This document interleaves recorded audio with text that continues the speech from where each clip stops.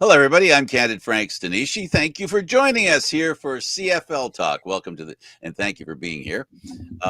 This is on the Spanglish World Network on Zingo TV channel 250. Please remember to download the Zingo TV app at the respective app stores for iOS and Android devices. While you download the app, make sure you rate and leave a comment. Both apps are absolutely free. Zingo TV is available on Google Chromecast, Amazon Fire, Fire TV sticks, Roku sticks, and also on all smart TVs 2016 forward. Now, on CFL Talk, joining me is David Morassutti, fresh from practice. Yeah, fresh from walkthrough. Although they didn't walk today was weird. They didn't do their walkthrough at BMO Field. They did their walkthrough at Lamport. Oh, Stadium. they didn't wait to go back. So they did Lamport, and then we met them at BMO Field after. So that was interesting. Usually not the case. So what do you have to tell me? Well, Chad Kelly was so talkative. Well, he wasn't very talkative. I think it's a lot. I will give credit to Sean Amos. Pretty, he very, I wouldn't say forthcoming, but very. I think the team realizes that that loss against Hamilton was that hurt, and we talked. I literally called. You were like the first person I called after the locker room. I've never been in a locker room so quiet. Like almost like the realization that this is a game that they needed. I wouldn't say needed to win. It wasn't like a must win for Toronto as much as it was a must win for Hamilton, but it was like it would have been nice if we had this one, because then it would have made life a lot easier for Toronto. It was an unpredictable low point in their season thus far. Yeah. Which raises the question, will it remain till the end of the season as the low point and the realization and the bounce back of a season that right now we're at a point with the Toronto Argonauts, watching the Toronto Argonauts and seeing the way they're playing. We're on a downside. Like, they're slipping downwards. They're not trending. Not even, there was a time there we might have said, you and I might have said they were trending kind of straight across, right, horizontally. But now they are really trending down. And the question is, how far down are they going to go before they go back up? I know that they hope, and maybe they realize that they hit what they hope will be the bottom for this season. What do you think? Well, Amos talked to us as if like that game had a playoff feel to it. Mm-hmm. And that's why I think it really hit the players, right? Like, this is a team that, in the last year and a half, how many lows? Like last year, they didn't hit a single low really until they lost in the playoffs. Yeah. So I think there was a bit of a reality check for the team, right? How many times had Toronto been on the other end of those late game finishes? Right? Easy answer. So I think there was a bit of the bad end. Yeah. So I would say that this is a situation here where Toronto, I think a reality check was kind of needed for the team, in my opinion. Oh, you're not wrong. You're not wrong. This is a team that, as a group, has been failing to be the kind of cohesive unit that they have been in the past under Ryan Dinwiddie. This is new territory for the coach as well. He has never had a team that plays as inconsistently in a negative, and I mean it in a negative way, as this team is playing this year. I would say that when he first joined 2021, there were some of those inconsistencies, but I think what the reality is, the rest of the division is caught up to Toronto. Yeah, and a couple of teams have passed them. Well, that's an even better way of saying it. It's not just that they're other teams have caught up. Yeah, it's that they're third. They're not guaranteed a playoff spot. No, and that loss against Hamilton has opened the door for hope and belief Yeah. by the Hamilton Tiger Cats and their fan base that this team can actually do it. And even worse, if you're looking at it from the Argo perspective, their quarterback, Bo Levi Mitchell, is playing as well as he's played since before he was a Cat. Yeah. We're starting to see a bit of the MOP Bo Levi Mitchell. Now, am I saying if this season ended today, he would be the MOP? Not there yet, But he'd be but in the conversation. he should be in the conversation based on his play the last few weeks and Hamilton only being alive, in my opinion, because of the way Bo Levi Mitchell's playing. He has thrown for a lot of yards. He's never historically been the guy in the league that leads all quarterbacks, in total yards. But he's been a quarterback who's made it to the Grey Cup enough times and, won as well, that, his greatness cannot be doubted historically. He's been a great quarterback. And I think the biggest thing is I don't think Bo Levi Mitchell forgot how to be a quarterback. I think he's finally healthy, David. I think that's just it. I'm one of those people that didn't like his contract because it weighs down the other parts of the team that are necessary. But he gave back some money, and now he's playing not only like a leader, but he's playing like a champion. Well, playing like the quarterback that was expected of him when he first joined Hamilton, right? Hamilton was hoping he'd rediscover his Calgary form. Yeah, his pre-Calgary form, because he left Calgary because he kind of lost his mojo, right? Yeah. And Hamilton was gambling on him reclaiming his ability, right, and his success. I think that's And I probably a told you better back way. then when he went to Hamilton, Hamilton has a history of bringing in quarterbacks that have basically, not been run out of town, but have not been very good at the places they were, and therefore they became free and went to Hamilton and then found another gear, that wasn't there. Well, yeah, exactly. And like Hamilton, they've had good teams, right? But when was the last time they had a quarterback that was like inserting himself right into Henry the Burris, game? Burris, Caleros, yeah, I was gonna say Caleros when he first got there. There was a little bit of Mazzoli when he was first there, yeah, when he was Mazzoli. healthy, right? But that's a long time ago. Like we're talking pre 2019. We're talking Coincidentally, the last time the team was successful. right. That's what So, we're talking about. and let's not forget too that this is a team that's just revamped its coaching staff with Chris Jones joining, which You I'm mean the very Argo coaching staff? well. Chris Jones joining. Well, yeah, Chris Jones, and then you got Scott Milanovich, right? I don't know how many former Argos are on the team, but I think there's a lot of cooks in the kitchen there. But I think they're finding a way through the chaos of it all to just make the smart decisions. Right? They're not Hamilton. What's really helped them is they're getting off to good starts. They're not trailing. They're not falling behind and having to force plays. Right. And I think that's crucial for Hamilton And they have because a bit of a run in their game too. yeah, I mean, and they got a running game too. Well, how many times have I said Hamilton needs to get a running game?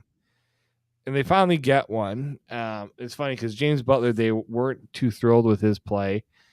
Bell comes in, plays so well, he gets hurt. Butler comes in, it did all right, right? But like, they need to be more of a balanced offense. Hamilton was trying very hard to let's go throw it out, throw it out, throw it out, throw it out. Like, sometimes just take the safe play. Bo Levi Mitchell running the ball. Never saw that before, right? Like, this is I think right now for Hamilton, we talked about this. I think in the last show we talked about it. Maybe I talked with you. I talked to some people about it. But like their playoff dreams aren't dead. Heck no. They got the crossover still. Like people for think, but if Toronto gets third place, it's over. Look at the West. For the first time, we could have an East team cross over to the West, and I'm sure people didn't even realize that was a possibility, but it is. And I think if Saskatchewan hadn't won last week, I think we'd be talking about Saskatchewan being in trouble, losing out to Hamilton. Absolutely. I don't think it's going to happen. I really think it's Hamilton or Toronto, not both. I don't see Ottawa falling down. Well, I guess it's possible, but I just don't see where they are right now, putting them in jeopardy as far as a playoff place is concerned.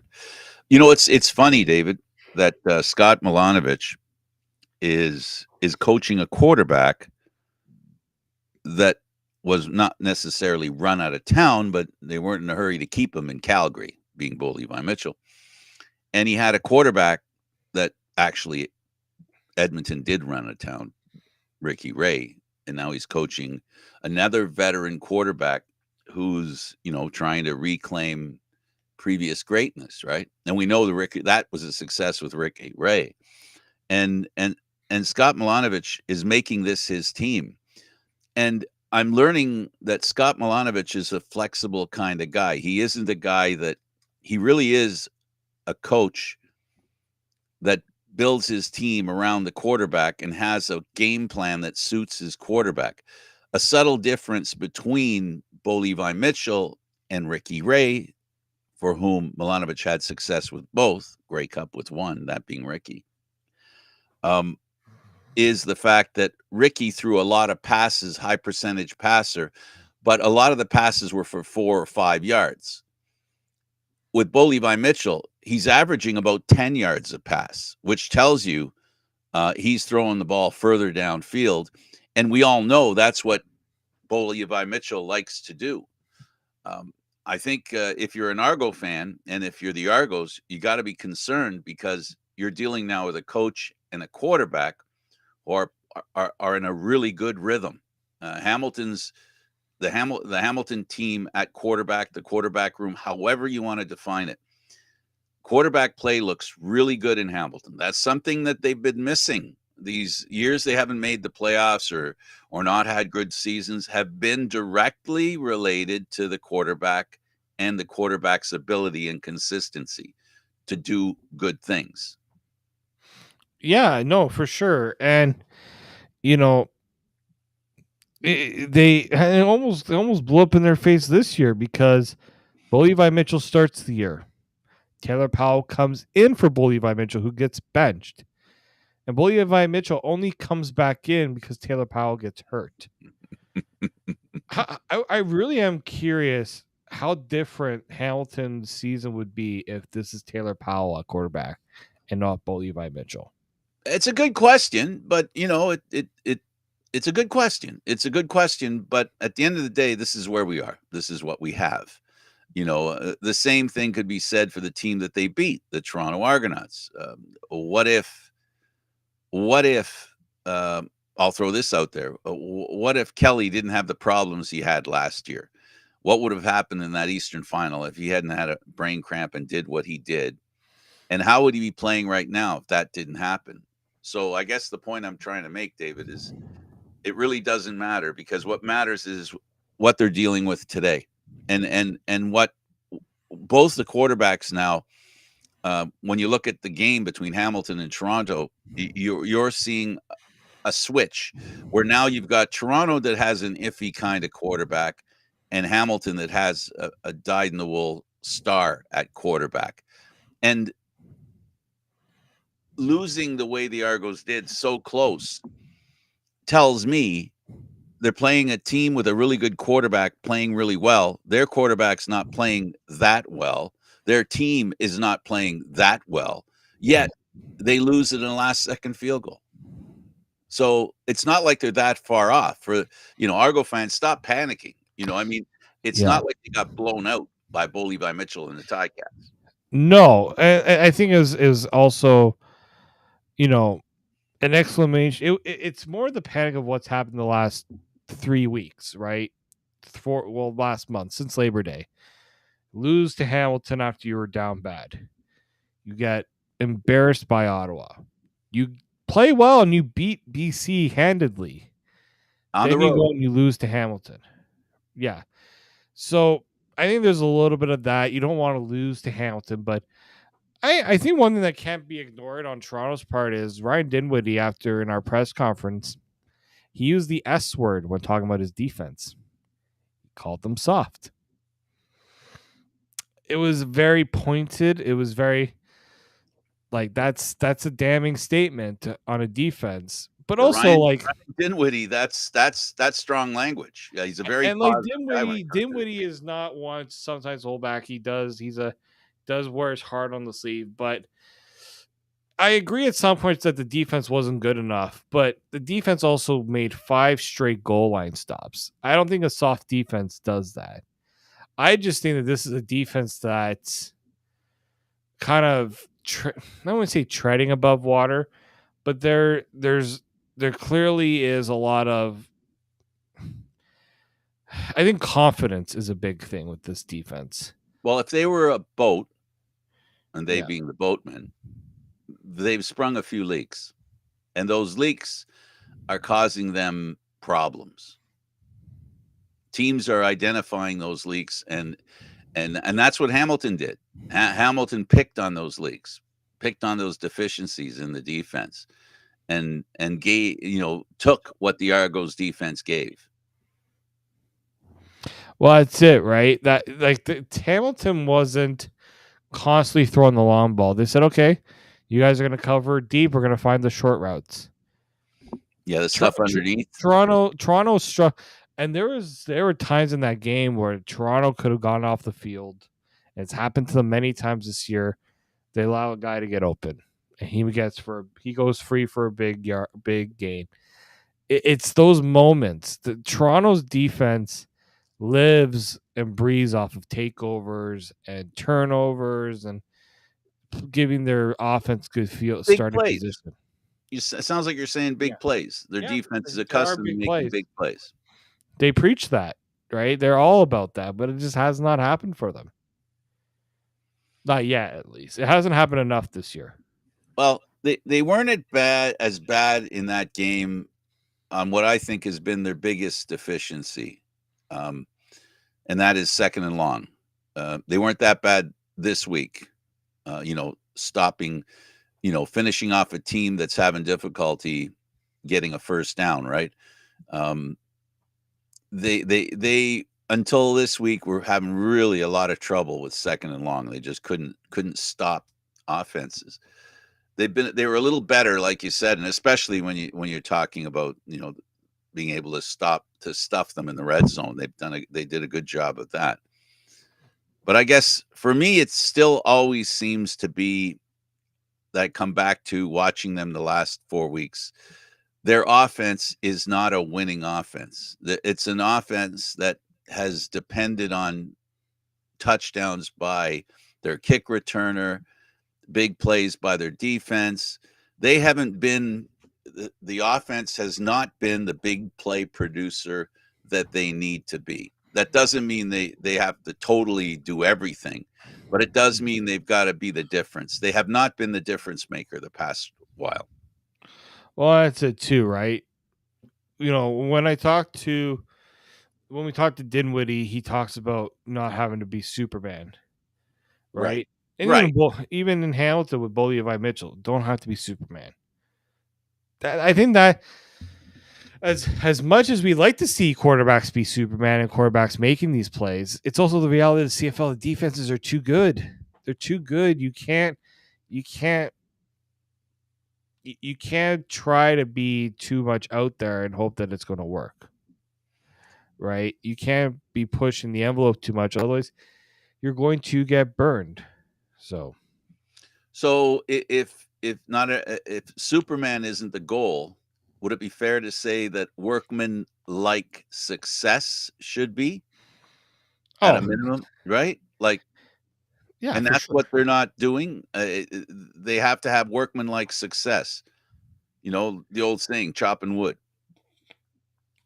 No, exactly, right? Like you don't necessarily need to also just don't make it hard on yourself, right? Don't put yourself in like penalties are a big thing, right? Don't take unnecessary penalties because it backs you up and now you're behind the eight ball before you even really get going, right? If anything. So, and like there's just sometimes like the little things, the little details, a play here, play there, really also do make a difference. And they should make a difference. It is what it is. You know, the Argos have had difficulty this year, and please don't take this as excuse making. They've had key injuries all year this year. I'm just wondering, you know, I think they really miss their kick returner. I think they really do. He's And gonna you be know, back. That's a yeah, good thing. He's back this week, but yeah, they missed him for sure. field position is such an imperative thing that needs to be good for a team to be successful. Field position is everything in the Canadian Football League. You know, you only get 3 downs. So that makes field position even that much more important. And the Argos have not played with really good field position. You know, they didn't against the Ticats, at least anyway. You know, the points that they did score, you notice they came from a long way to score them. Yeah, they had to drive down the field, and that's tough to do consistently in the CFL, right? I mean, Hamilton was able to do it on their final drive for sure, but yeah, it isn't easy. That's why special teams mean a lot more in the CFL. That ability to give your offense better field position, it changes your play calling, it changes your approach, right? And I think that can't get overlooked for sure. And helps your patience. No, You yeah, exactly. know, for a really good offense, you have to be patient. You have to take what you're given.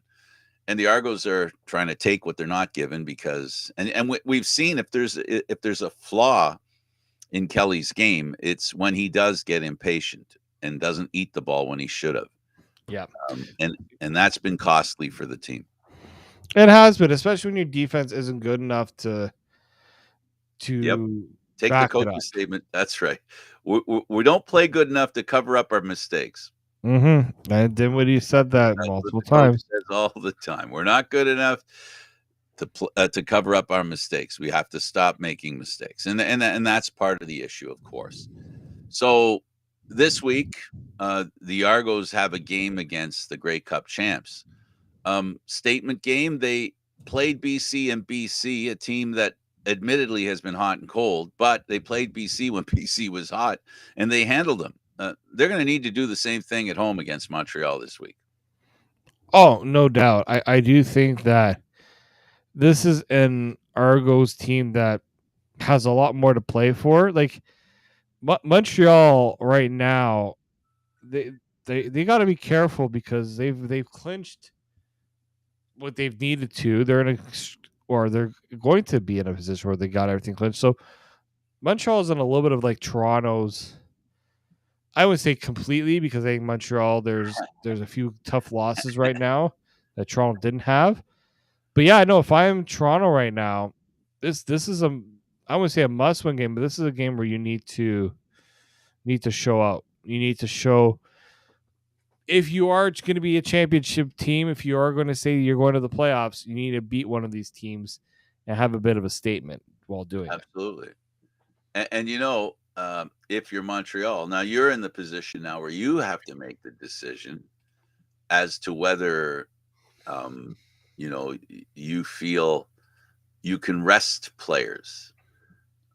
I I have to tell you, it's very interesting to say the least. It's going to be very interesting. I was just trying to check this to see if they had any bye weeks, and I'm not having any luck here.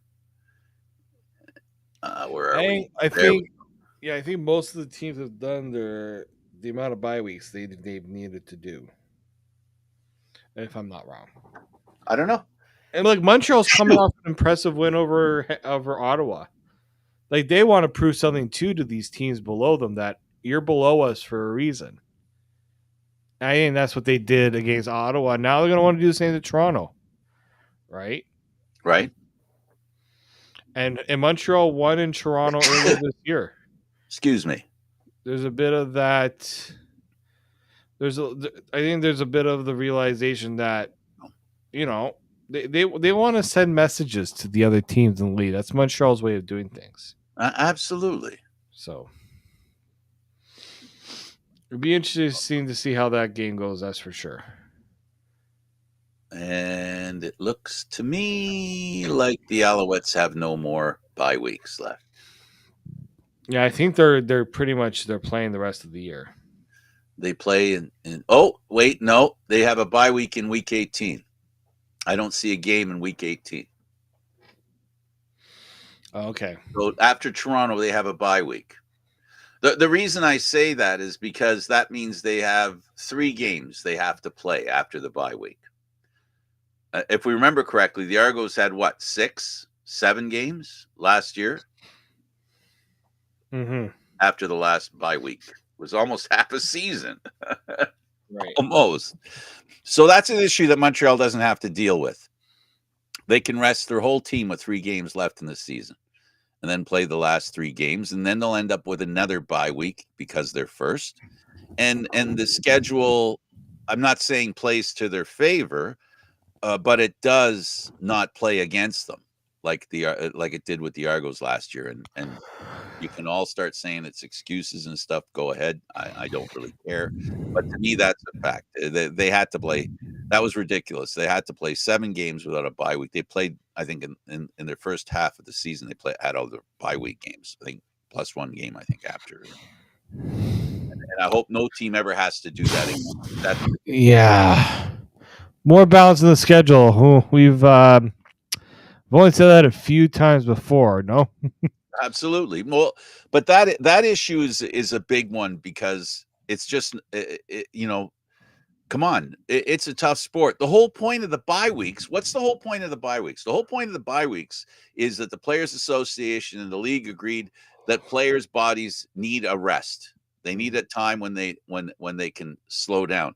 So you give a team a bye week the first week, and then they're done with all their bye weeks by mid-season. And what does that say for the other half of the season? It says, well, you know what we said about resting? It doesn't matter. Well, yeah, it's kind of true in a way. I do believe there's a bit of that to it, but yeah, I mean, right now there's well, especially when it comes to the playoffs, it's the team that's mentally and physically ready for it, right? And yeah, we talked about, you know, um, they talk about creating their own bye weeks and things like that. But sometimes if you do that, it throws the team off a rhythm as well. No, if you're breaking the team up, I'm a firm believer. I don't believe what the Argos did last year. I don't blame them for doing it. Not at all. That's not my point.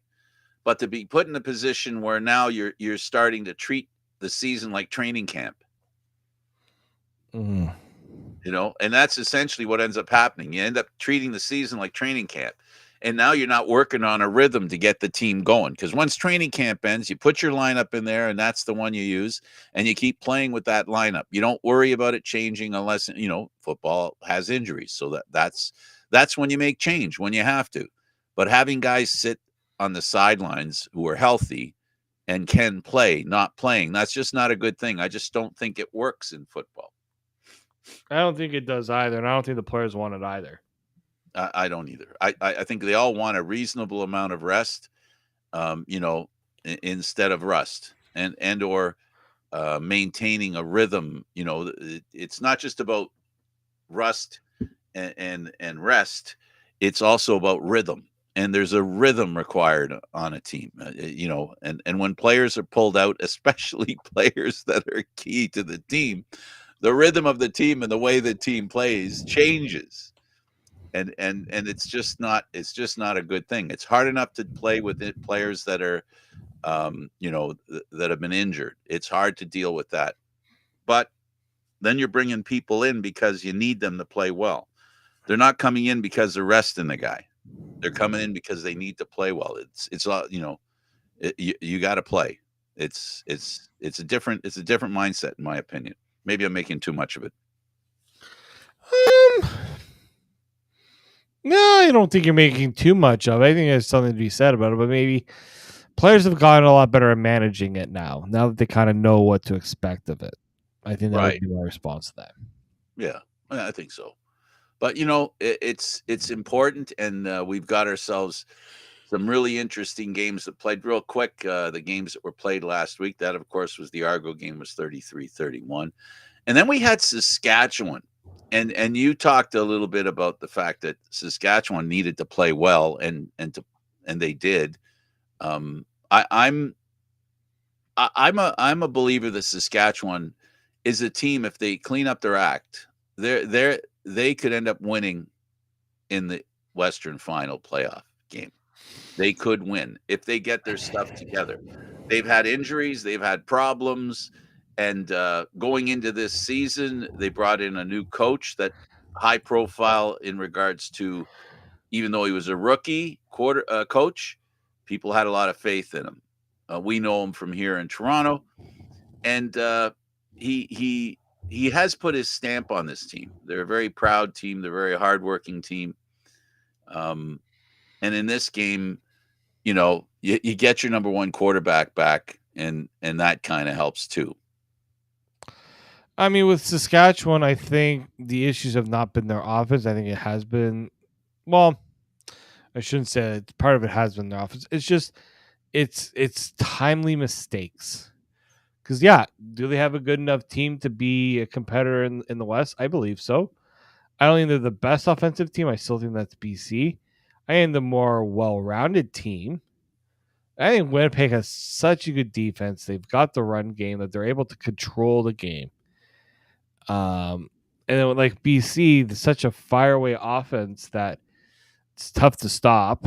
So, I mean, look, you look at the top three: Winnipeg 16 points, BC 14 points, Saskatchewan 13 points. That was such a crucial win. I said that must have that like I thought that was a must win for Saskatchewan, especially because Edmonton has been sneaking around behind.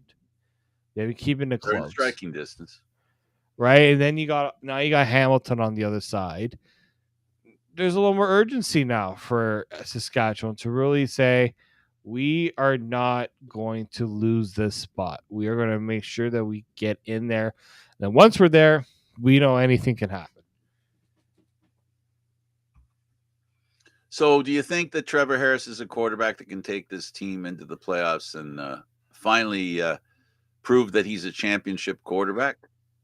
Is he healthy enough?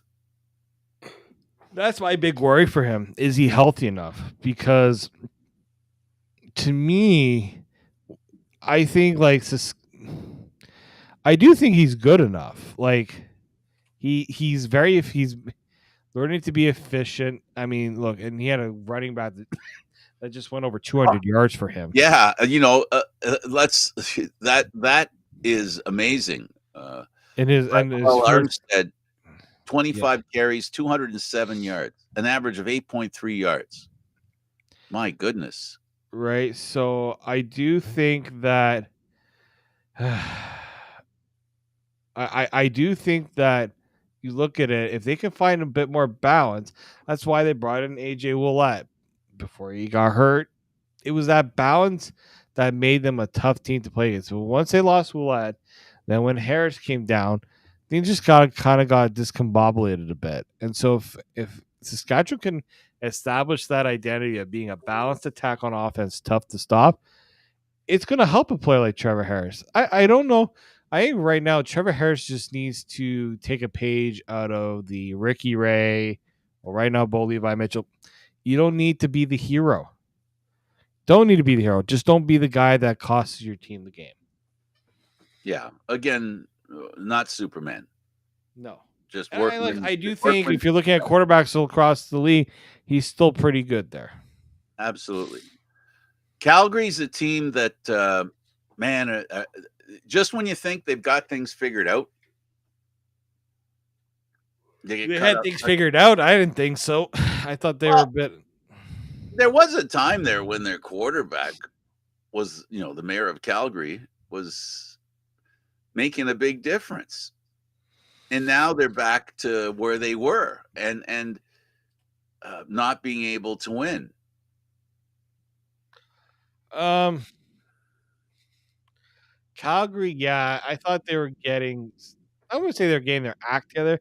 I thought they were finding things out a little bit and not putting the ball all in Jake Maier's hands. But eventually, when your quarterback needs to step up and play, Jake Maier hasn't been able to do it, or Yeah, not good it's enough. true. I mean, Derek Mills ran for 74 yards. Tommy Stevens himself ran for 69. So they were Yeah. able to make some yardage on the ground, which should be a key into helping the offense.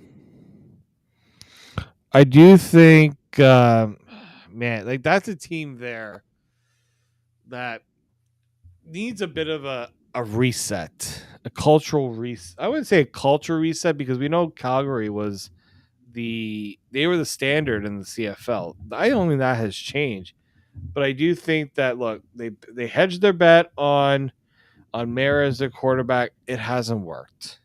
No, not Uh, consistently. Not consistently enough, and that doesn't fly with a Dave Dickinson team. Or a Calgary fan base. No, exactly, and that's That too, right? I do think that's the bigger concern right now is how long will that fan base stick beside a team like this? Well, that's something that they need to figure out. Then you have Montreal and Ottawa. I gotta say, Montreal wins when they need to. This. They're playing like a Grey Cup champ. They're actually doing that. I do think they're still doing the things that like defensively they're so that defense on the Norththorpe has gone through such a change that they're so hard to predict and so hard to goodness, go up they're good. against. They found some good players there. Offensively, I'm not convinced still now. Me either. Like- Me either. Right, I don't think that they're not winning. They're not going to be winning the Grey Cup off the strength of their offense. In my opinion, yeah. Do they get some good players back? Speaker's good. They got Austin Mack back, but I'm not as convinced that offensively that they're that good. I think it's their defense creates so many opportunities for their offense, and look, once in a while, like that's going to be so crucial for them down the stretch that their defense has to maintain this pace. It's not easy to do, but the offense just has to make sure that they don't make mistakes. That's always been the key for them. Don't make mistakes. Don't put your team behind the eight ball, and they haven't done that really that much this year. And Fajardo has not been that effective as a passer. Yeah, no, exactly right. Injury. So I also think Ottawa, that was just such a poor performance from Ottawa. Surprising in a way, considering how well they played. Absolutely. But again, it just also speaks to the margin of error against a team like Montreal that's going to take advantage of any mistake. Absolutely. Any mistake. Right? Or just that inability to they're just so tough to play against. Like, yeah, I look at that game from Ottawa. Your quarterbacks throw for 3 interceptions. Yes, thank you. Just took the words right out of my mouth. Kind of a familiar feeling, no? It's And there was a fumble in there too. how you lose. Oh, sorry, In the games that we talked about till now, the first 2 games, interceptions were not a factor. This one here, they made up for interceptions. Yeah. Yep. And Drew Brown has been a quarterback that you could pretty much depend on, right? To be the kind of quarterback that doesn't make mistakes. And my goodness, yeah, 3 interceptions. And as much as I'd love to blame the quarterbacks, I think we're talking about the Montreal defense again.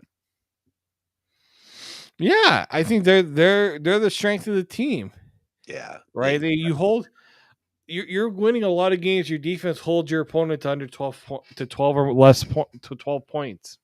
Absolutely. Your offense doesn't have to do that. Well, offense does have to. I'm not saying offense doesn't have to do anything. They do have to execute, but it's a lot easier when your defense gives you a bigger margin for error. Absolutely. Montreal goes into Ottawa, wins 24-12. Then Winnipeg and Edmonton. Edmonton's the team that this is terrible. I guess I'm not being a very good reporter when I say this is a team I'm pulling for. I really want to see Edmonton do well. I just I guess the record-breaking losing streak, so much bad luck when it comes to injuries. They have a really good quarterback, a young Canadian quarterback that finally earns the starting position. And what happens the first week after he accomplishes that goal? He gets injured. I mean, I love this Edmonton team, and I wish them a lot more luck, and I wish their fan base a little more luck. And in this game, Winnipeg, David, Winnipeg has figured out. I remember how we used to win, and they're back to winning again, and they're full value for that winning. They're no gifts; they earn every victory. Yeah, I think the big one here is for Winnipeg. Don't put it all on Zach Claros. They Nope. can't. They tried, unfortunately, and this is something they're gonna have to realize. If the other teams neutralize the running back game, if Brady Alvarez is not doing so well, if they find a way to beat that defense and put it in Zach Claros' hands, I don't like Winnipeg's chances. And look, they've been so good, and it might be some people might say I'm crazy to say this. I don't like Winnipeg this year. Their defense is doing so good. I'm concerned it's going to fall off eventually for them. And then when you put it on, and then you ask the offense to put up, I don't know if they're going to be able to do it. Yeah, I think what you're saying is what we've been talking about all along here, right? Mm-hmm.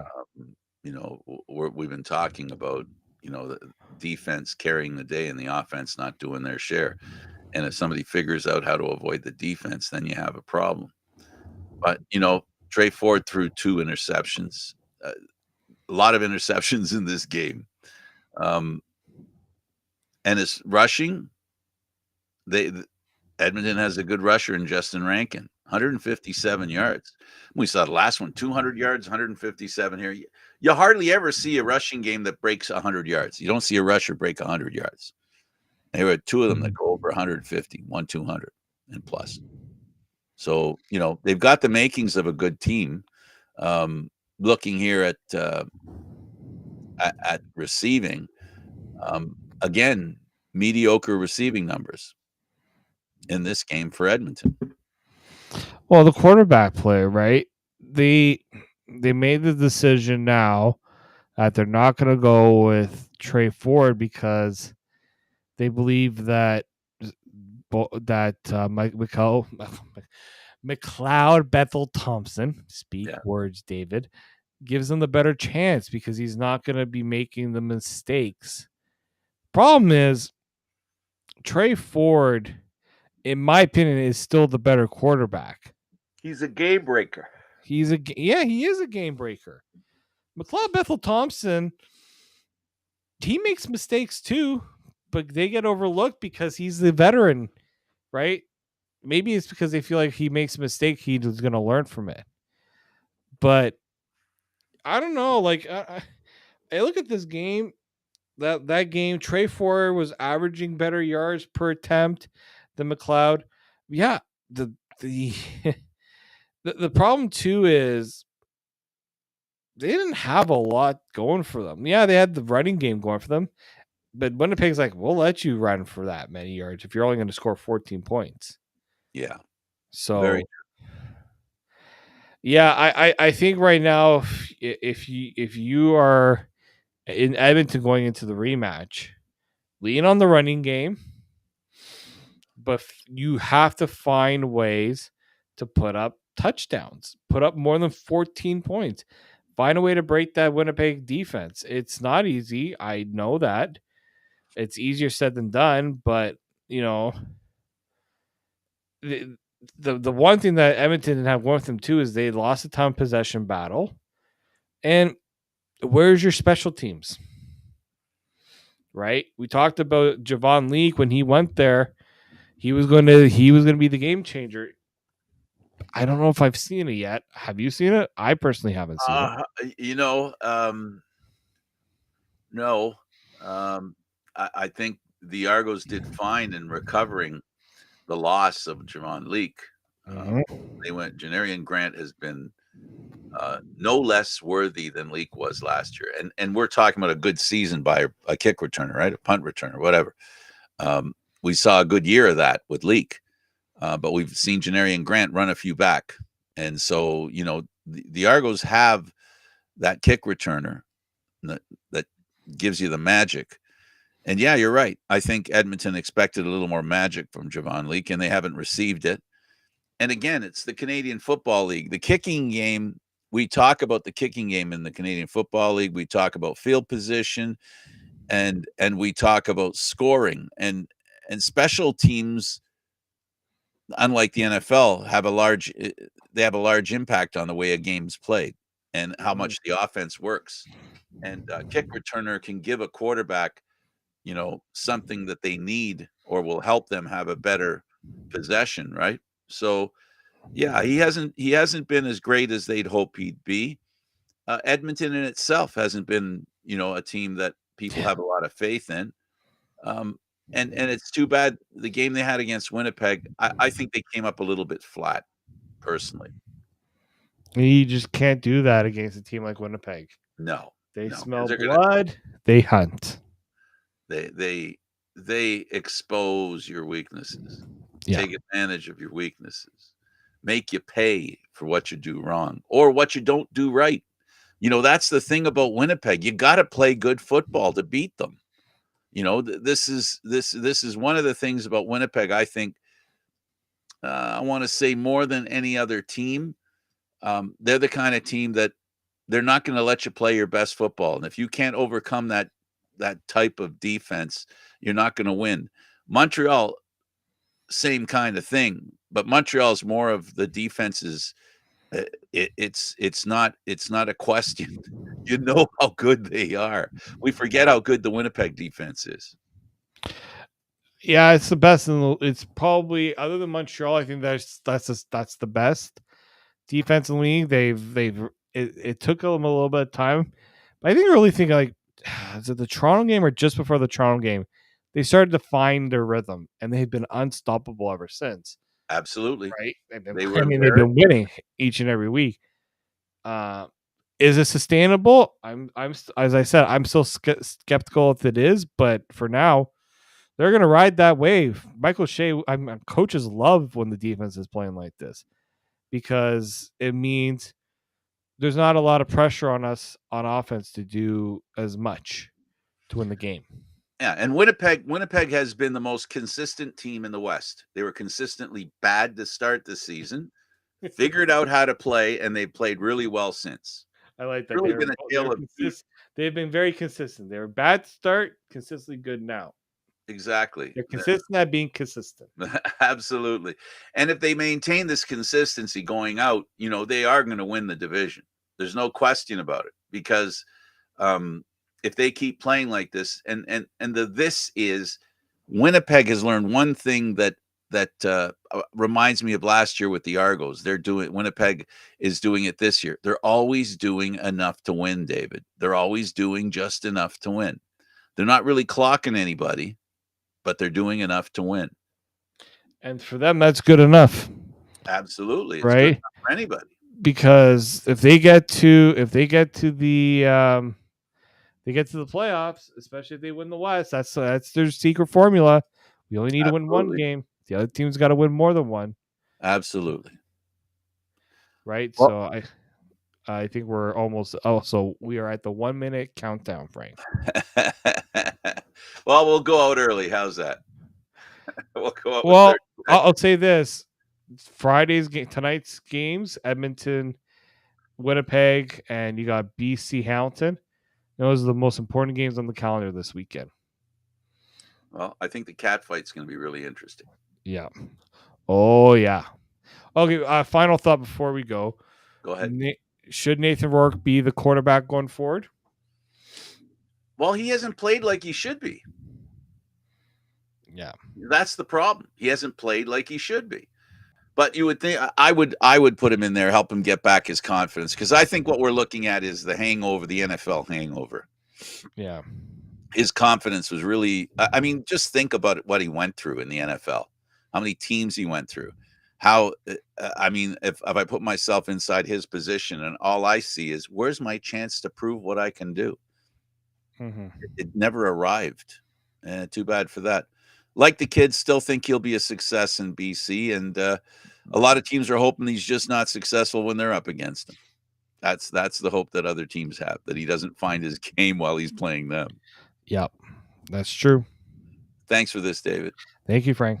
For David Morassutti, I'm Candid Frank Stanisci. Thank you for watching CFL Talk Aaron Live Mondays at 4 p.m. The show can also be heard on the Spanglish World Radio Network for CFL Talk news, entertainment, and other sports programming we offer.